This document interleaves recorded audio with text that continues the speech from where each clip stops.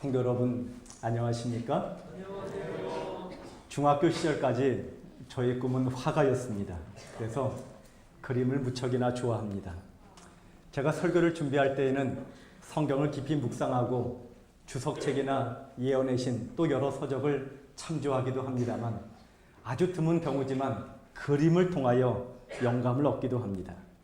오늘 저는 여러분과 함께 읽은 누가복음 15장의 탕자의 이야기를 그림을 통하여 좀 더 깊이 이해하는 특별한 시간을 갖고자 합니다. 오늘 설교의 제목은 그림으로 읽는 탕자 이야기라는 제목으로 정하게 되었습니다. 먼저 제가 좋아하는 화가 중 한 명인 렘브란트라는 사람이 그린 돌아온 탕자라는 그림을 여러분에게 소개해 드리길 원합니다. 화면이 나옵니까? 렘브란트는 17세기 네덜란드를 대표하는 유명한 화가였습니다. 그가 얼마나 유명했는지 유럽 사람들은 17세기를 렘브란트의 세기라고 그렇게 불렀습니다. 그리고 네덜란드를 렘브란트의 나라라고 그렇게 불렀습니다. 특별히 렘브란트는 어두움과 빛의 색조를 잘 활용하기로 유명하여서 그의 별명이 빛과 어두움의 화가 이렇게 불렀던 것입니다. 여러분, 그런 그의 별명처럼 그의 삶도 빛과 어둠이 교차하는 명암이 분명한 그런 생애를 살았던 것이지요. 그가 젊어서는 잘 나가는 화가였습니다. 그가 그리는 그림마다 비싼 값에 팔렸고요.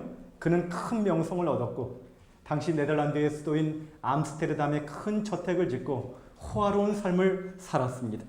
그런데 승승장구하던 그의 인생이 하향 곡선을 그리기 시작했습니다. 결혼에 실패하고 여러 가지 일들이 겹치면서 재산도 날리고 정말 빈털터리가 되었습니다. 그의 그림은 더 이상 미술계에서 인정받지 못했습니다. 여러분, 그래서 그의 노년은 참으로 비참했습니다. 그런데 놀랍게도요, 그의 그림 가운데 명작으로 추앙받는 대부분의 그림들은 그가 정말 어려운 시기를 보냈던 노년에 그린 그림들이었습니다. 그가 젊어서는 팔려고 그림을 그렸지만 그가 노년이 되어서는요, 남기기 위한 그림, 주옥 같은 그림을 그리게 된 것입니다.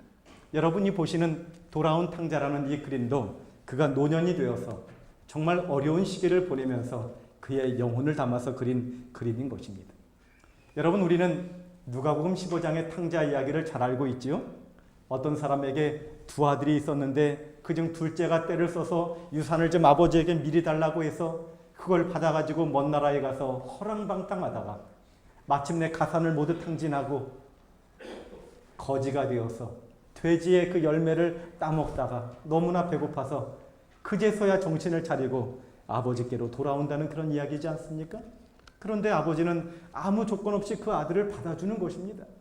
여러분, 이 비유를 통하여 하나님이 죄인을 기다리시고 품어주시고 정말 사랑하시는 우리 하나님의 그 넓으신 마음을 우리에게 보여주는 그런 비유인 것입니다. 여러분, 우리는 그저 이야기를 읽으면서 탕자를 하나님을 떠나간 사람 혹은 하나님의 은혜를 모르고 사는 대부분의 사람들을 탕자로 여기면서 하나님 안에 있는 우리들은 탕자와 관련이 없는 것처럼 그렇게 읽고 넘어가는 경우가 있습니다. 그러나 오늘 말씀을 우리가 묵상하면서 말씀을 들으면서 어쩌면 나도 하나님께 잃어버림을 당한 또 한 명의 탕자가 아닌지 우리 자신을 돌아보는 시간이 되시기를 바랍니다. 여러분, 탕자는 어떤 아들이었습니까? 누가복음 15장 12절에 보니 아비에게 말하되 아버지여 재산 중에서 내게 돌아올 분깃을 내게 주소서. 여러분, 아버지에게 유산을 미리 달라는 말은 아버지를 죽은 사람으로 생각한다는 말인 것입니다. 더 심하게 말하면 아버지 빨리 좀 죽으셔서 좀 유산 좀 받게 해주십시오. 여러분, 정말 이 둘째는 배은망덕한 아들이었던 것입니다. 여러분, 이 그림은요, 렘브란트가 펜으로 그린 그림입니다. 제목은 유산을 받는 탕자라는 그림이에요. 그런데 이 그림을 가만히 보면 이상하지요? 이 유산 상속 사인을 하는데 아버지가 하는 것이 아니라 아들이 펜을 빼앗아서 하는 것입니다. 어쩌면 아버지를 조르다 못해 협박해서 유산을 받는 것이 아니라 강탈하는 페류나의 모습이 아닌지 모르겠습니다. 아버지의 표정은 매우 어둡습니다. 저 뒤에는 말이 이미 준비되어 있어서 유산만 받으면 곧바로 떠날 준비가 되어 있는 듯 합니다. 그런데 이 광경을 바라보는 형의 모습을 한번 보시기 바랍니다. 동생을 야단치거나 말리는 형의 모습이 아닌 것입니다. 방관하고 어쩌면 자신도 내심 무엇인가 기대하는 것이 있어 보이는 형의 모습인 것입니다. 그 당시 법으로 장자는 2배의 유산을 받게 되어 있습니다. 아하, 우리 동생이 받는 액수를 가만히 보고 나도 그렇다면 얼마를 받아야 할지 계산해보는 그런 형의 모습인 것입니다. 여러분, 그 다음 그림은 역시 렘브란트가 그린 길 떠나는 탕자라는 모습입니다.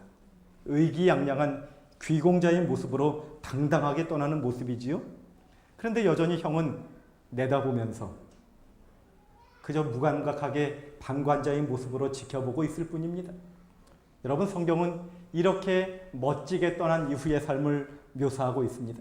며칠이 못 되어 둘째 아들이 재산을 다 모아가지고 먼 나라에 가 거기서 허랑방탕하여 재산을 허비하더니 다 없이 한 후 그 나라에 크게 흉년이 들어 저가 비로소 궁핍한지라 이렇게 말하고 있습니다. 그 다음에 렘브란트가 그린 그림은 돼지치기가 된 탕자라는 작품입니다. 여러분, 의기양양하던 모습은 어디 가고 참으로 비참하고 불쌍한 모습으로 돼지를 치고 있는 것입니다. 어떤 사람은 아하, 탕자가 축산업에 종사하게 되었구나. 여러분, 그렇습니까? 그 당시 돼지는 유대인들이 아주 경멸하는 짐승이었습니다. 그 돼지를 친다는 것은 그의 인생이 정말 밑바닥까지 내려갔다는 것을 우리에게 보여주고 있는 것입니다. 성경은 그가 얼마나 배가 고픈지 이 돼지가 먹는 쥐염 열매라도 좀 먹고자 하지만 그것마저 주는 사람이 없었다고 그렇게 말하고 있는 것입니다. 그제서야 아버지 생각이 난 것이지. 아버지께로 돌아갈 결심을 하게 되는 것입니다. 사랑하는 여러분, 사람들은 고난이 올 때 원망하고 좌절하지만 하나님을 믿는 성도에게는 고난이 하나님이 주신 숨겨진 축복일 줄로 믿습니다. 사람들은 잘 나갈 때 하나님을 잘 찾지 않습니다. 그러다가 사업에 실패하고 건강에 위기가 오고 가정에 어려움이 생기면 그제서야 하나님을 찾기 시작하는 것입니다. 고난 때문에 우리가 생명의 주인이신 하나님을 찾고 만나게 된다면 그것이 진짜로 축복일 줄로 믿습니다. 여러분, 우리가 잘 될 때 하나님을 잘 믿으면 얼마나 좋을까요?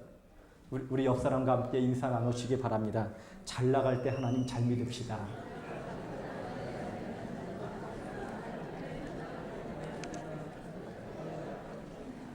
성경은 우리에게 말합니다.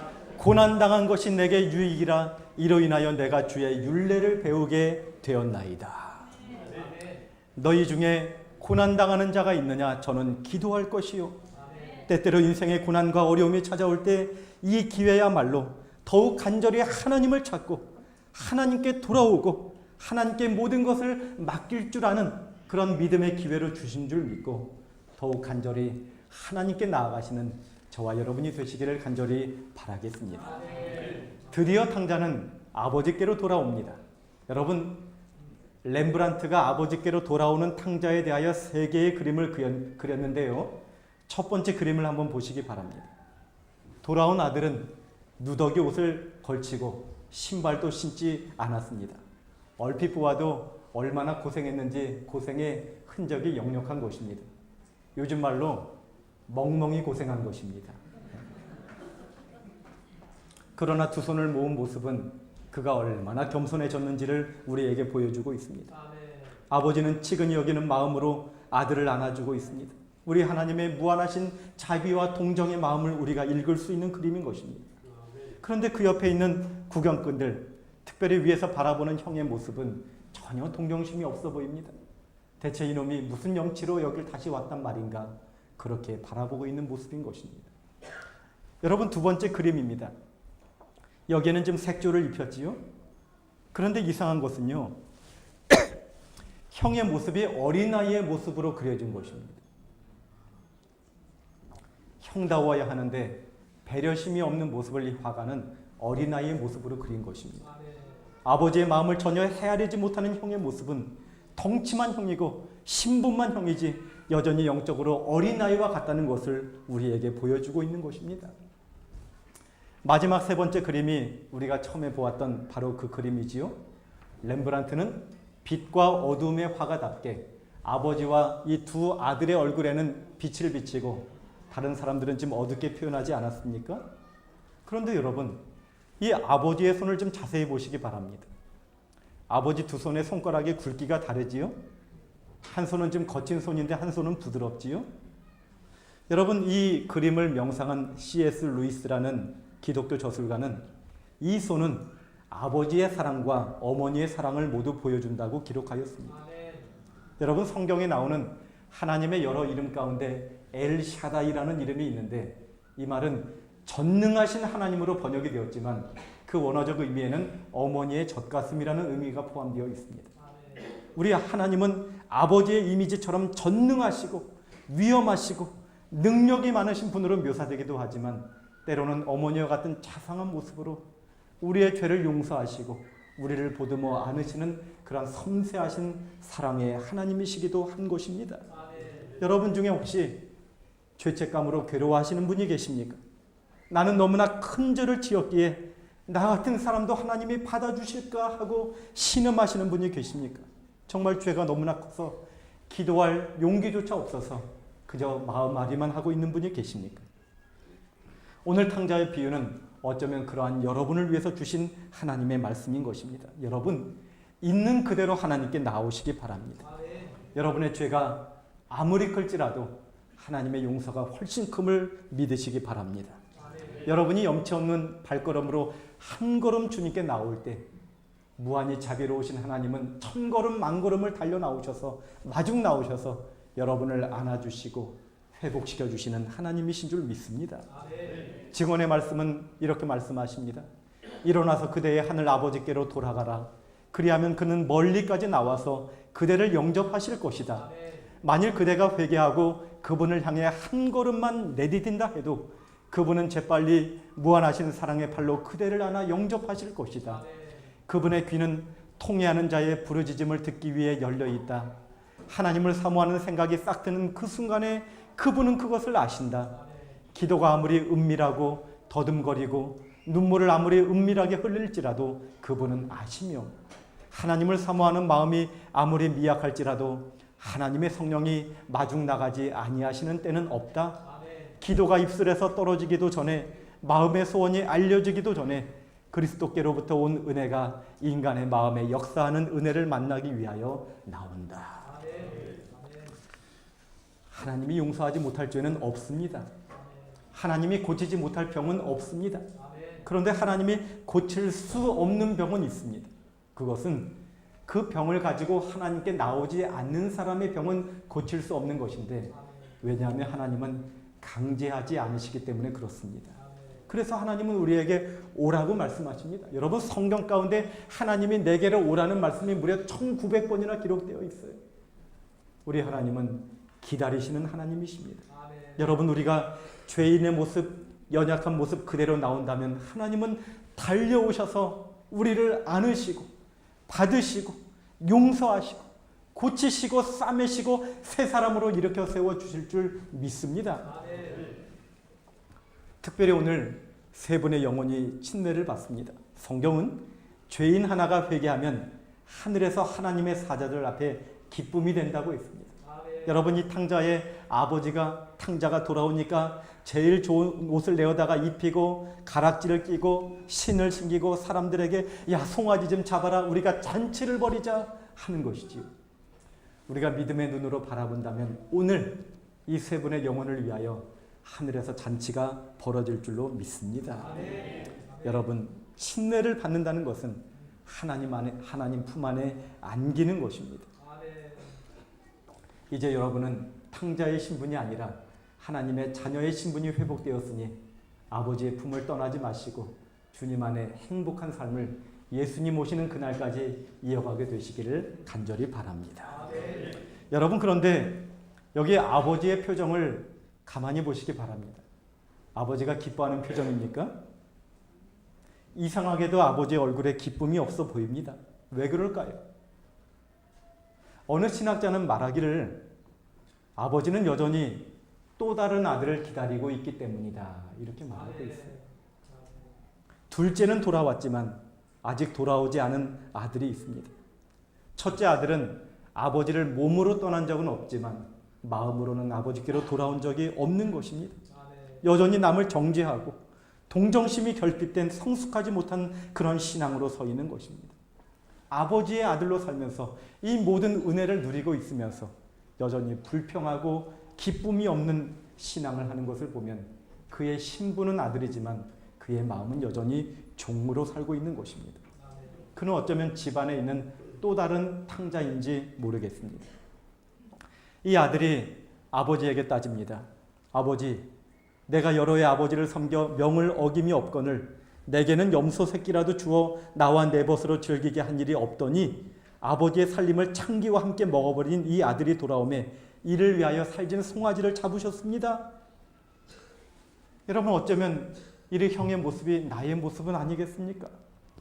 하나님의 자녀가 된 것 자체가 감당할 수 없는 은혜인데 여전히 불평하고 기쁨 없는 신앙을 하고 있지는 않습니까? 때때로 신앙하면서 형제 성도들을 사랑하지 못하고 너그러운 마음으로 품어주지 못하고 용서하지 못한다면 우리 역시 또 하나의 탕자가 아니겠습니까? 먼저 부름을 받은 형 같은 존재로서 아직도 하나님을 알지 못하는 세상의 많은 탕자 같은 사람들을 향하여 무감각한 마음으로 전도할 생각을 갖지 않는다면 어쩌면 우리도 하나님 품 안에 있는 또 하나의 잃어버린 탕자가 아닐까 생각이 드는 것입니다. 여러분, 우리가 혹 그렇다면 우리도 하나님께로 돌아가야 하는 것입니다. 우리 하나님이 말씀하십니다. 예, 너는 항상 나와 함께 있으니 내 것이 내 것이로되 이내 동생은 죽었다가 살았으며 잃었다가 얻었기로 우리가 즐거워하고 기뻐하는 것이 마땅하지 아니하냐? 여러분, 누가복음 15장에 탕자의 아버지로 소개된 우리 하나님의 모습은 이상하리만큼 무능력해 보입니다. 아들이 잘못된 길로 가는데도 좀 야단을 치고 때려서라도 좀 돌이켰으면 좋겠는데 아버지는 그렇게 하지 않으십니다. 아들이 곁길로 가고 있는데도 여전히 기다리시는 답답한 그런 모습으로 있는 것입니다. 여러분, 때때로 우리도 하나님께 따지고 싶어요. 하나님 살아계시면 왜 저런 사람들 그냥 두십니까? 올랜도에서 50명 쏴 죽일 때 하나님 어디 계셨습니까? 하나님, 지진과 태풍과 홍수와 전염병과 굶주림과 각종 재난으로 많은 사람이 죽어가는데 하나님 대체 뭐하고 계십니까? 우리가 저 사람들 저렇게 하는데 왜 가만히 계십니까? 할 때 어쩌면 하나님은 너 때문에 기다리고 있다 이렇게 말씀하시지 않으시겠습니까? 여러분, 예수님 재림하셔서 이 모든 것을 정리하실 때는 그분은 능력 있는 모습으로 나타나실 것입니다. 그러나 우리가 대체 언제까지 주님 기다리시기만 하실 겁니까? 하고 물을 때 주님은 너 때문에 내가 기다리고 있다 이렇게 말씀하시지 않으실까요? 여기 증언의 말씀에 하나님께서 이런 재난을 허락하시는 데는 목적이 있다. 그것은 남녀들로 제정신이 들도록 하시는 한 가지 방편이다. 우리는 이런 재난들 앞에서 왜 하나님 참고만 계십니까? 하고 따지고 싶지만 하나님은 아직 너가 정신 차리지 않아서 내가 기다리고 있기 때문이다. 이렇게 말씀하시지는 않으실까요? 여러분, 이 시간 성령께서 여러분 마음 가운데 음성을 들려주시거든 회개하시고 하나님께로 돌이키게 되시기를 간절히 바랍니다. 그대는 예수로부터 얼마간 떨어져 있으며 그분이 그대로부터 물러가셨다고 생각하나 그분으로부터 떨어져 나간 것은 바로 당신이다. 그분은 그대가 돌아오기를 기다리고 계신다. 그분은 통회하는 마음을 받으실 것이다. 여러분, 나의 신앙이 예전 같은 뜨거운 신앙을 잃어버렸다면, 신앙하면서 나도 모르게 불평의 말들을 쏟아내고 있다면, 동료 성도들을 사랑하고 용서하지 못하고 있다면, 나도 모르게 말씀과 기도 생활로부터 조금 멀어져 있다면 오늘 돌아가야 할 탕자는 바로 나인 것입니다. 하나님은 바로 저와 여러분을 기다리고 계신 것입니다. 여러분, 저는 이제 한 시를 여러분에게 읽어드리고 말씀을 마치겠습니다. 부정이란 시입니다. 이 시를 돌이키시면서 우리 하나님 앞에 돌이키시기로 결심하시는 저와 여러분이 되시기를 바랍니다. 이놈아, 네 돌아오거라. 지난밤에는 된소리가 남새밭을 덮었다. 이놈아 네 돌아오거라. 송아지 팔은 고리짝에 돈이 사 없다가도 있지만 병정에서 성 잃고 네는 하나뿐인 소중한 내 자식. 해걸음 신장로 길 돌아오는 건 짐 실은 소달구지. 오늘도 네 방에 군불 지펴놨는데 지들이는 초저녁은 너무 짧고 밤은 또 왜 이리 속히 오는지. 이놈아 네 돌아오거라. 네 돌아올 때는 초승달 숨 넘어지고 삼태성 하늘 가운데 자리할 무렵 마루 밑 검둥이는 운마을 새집에 주고 네 집 나간 그날부터 밤낮 살인문 열어놓았다. 이놈아 네 돌아오거라. 오늘 밤은 네 돌아오거라. 이놈아. 어쩌면 이 마음이 우리 하나님의 마음은 아닌지 모르겠습니다. 우리 주님께 돌이키시고 아버지와의 행복의 관계를 회복하시는 저와 여러분이 되시기를 바라면서 말씀을 마치도록 하겠습니다.